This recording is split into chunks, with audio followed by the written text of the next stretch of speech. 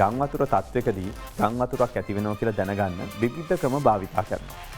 ඒ වුණාට අපේ රටේ බහුලතම භාවිතා කරන්නේ ඉහළ ජලපෝෂක ප්‍රදේශවලට වැටෙන මහ වැස්සකින් අනතුරුව වාරිමාර්ග පද්ධතියේ ගංගාවල තියෙන ජලමාපකවල සඳහන් පරිමාව අනුව ගම් වතුර තත්ත්වය නිරීක්ෂණය කිරීම. තාක්ෂණයත් එක්ක ගනුදෙනු කරන සෙන්සර් පද්ධති. ඒවා හැම තියෙනවනේ.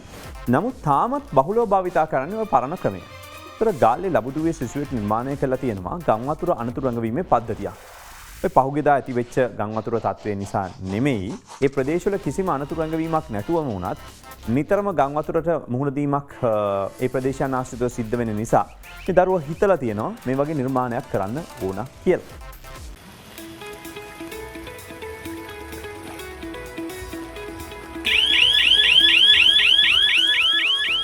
මේ මොකක්ද කියලා අපේ ලෝකයෝ දන්නවද? මේ ඇවිල්ලා ගම් වතුර අනතුරු ඇඟවීමේ උපකරණයක්. මේ උපකරණය හදලා තියෙන්නේ ගාල්ල උඩුගම මහාවිද්‍යාලයේ ඉගෙනුම ලබන ඕෂධ නිරංග මල්ලි. අහගන්නකෝ එයාගෙන්ම මේ උපකරණය ගැන විස්තරේ.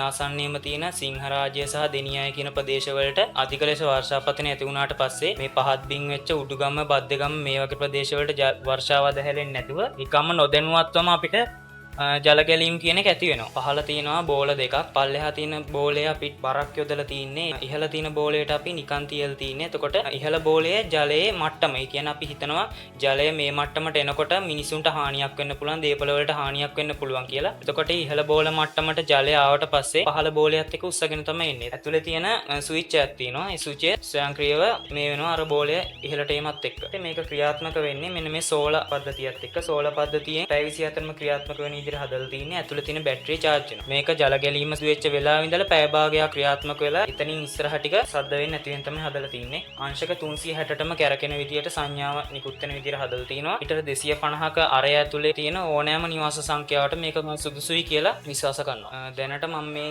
නිර්මාණය ඉස්සරහට වැඩි දියුණු කරන්න බලාපොරොත්තු වෙනවා. ඒ සංඥාව සක්‍රිය වුණ වෙලාවේ ඉඳලා දුරකථන ඇමතුමක් හෝ කෙටිපණුවඩයක් මගින් ජලයෙන් පීඩාවට පත්වන ජනතාවට වේලාසනින්ම දැනුවත් කරන සිස්ටම් එකක් ගැන ඉස්සරහට මම ඒක නිර්මාණයට ඇතුළත් කරන්න බලාපොරොත්තු වෙනවා. ඕක තමයි විස්තරේ. දැන් අපේ ලෝකයෝ කියයි අපෝ ඕක මොකද්ද? මෝටරේ ගහද්දි වතුර ටැංකියේ වතුර උතුරන එක නවත්තන්නත් ඔය වගේ ඒවා තියෙනවනේ කියලා. ඒ වුණාට ඕෂධගේ සිතුවිල්ල තමයි වැදගත්. බාහිර විදුලියක් නැතුව සූර්ය කෝෂ මගින් බලය ලබාගෙන ස්වයංක්‍රීයව ක්‍රියාත්මක වෙන මේ පද්ධතිය ඕෂධ නිර්මාණය කරලා තියෙන්නේ ඔහු ජීවත් වෙන ප්‍රදේශයේ ජනතාව මුහුණ දෙන ගම් වතුර තත්ත්වයන් නිසා. ඕෂධ මල්ලිගේ උත්සාහය වගේ සෙන්සර් මගින් දැනගෙන චන්ද්‍රිකා හෝ GPRS තාක්ෂණය හරහා වාරිමාර්ග දෙපාර්තමේන්තුවේ පරිගණක පද්ධතියට දැනුම් දෙන තාක්ෂණයත් ලංකාවේ දැනට භාවිතා කළාට මේ වෙනකොට ලංකාවේ බහුලවම භාවිතා කරන ක්‍රමවේදය තමයි ජලමාපකවල ජලමට්ටම අනුව නිලධාරීන් දෙන වාර්තාව අනුව ගම් වතුර දැනුම් දෙන ක්‍රමවේදය. ඉතින් එහෙම බලද්දි ඕෂධ දීලා තියෙන මේ සරලයි වගේ පේන තාක්ෂණික විසඳුම අපේ රටට භාවිතා කරන්න පුළුවන් නිර්මාණයක්.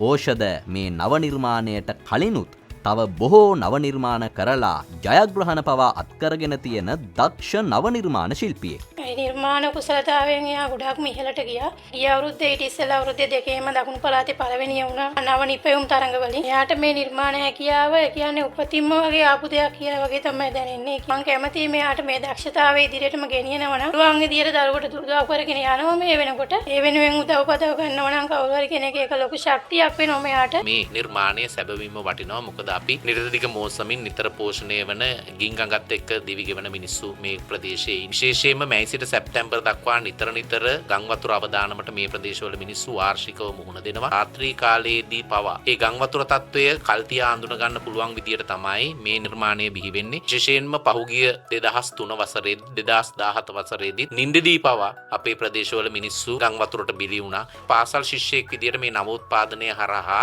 අපදාවයක් කළමනාකරණය කිරීම පිළිබඳව මේ ශිෂ්‍යයා ලබා දෙන ඒ පූර්ව සූදානම අපි ඇත්තටම අගය කරනවා. එතන මම වගකීම්යුත්තන්ගෙන් බලධාරීන් ඉල්ලනවා මේ දරුවට තවදුරටත් පහසුකම් සපයලා මේ දරුවගේ මේ නිර්මාණය තවදුරටත් වැඩි දියුණු කිරීම මගින් මේ නිතර ඇතිවන ආපදා ව්‍යසන කළමනාකරණය කරගන්න මේ නිර්මාණය හැකි වෙයි කියලා මම දැඩි විශ්වාසයක් ඇති කරගෙන ඉන්නවා.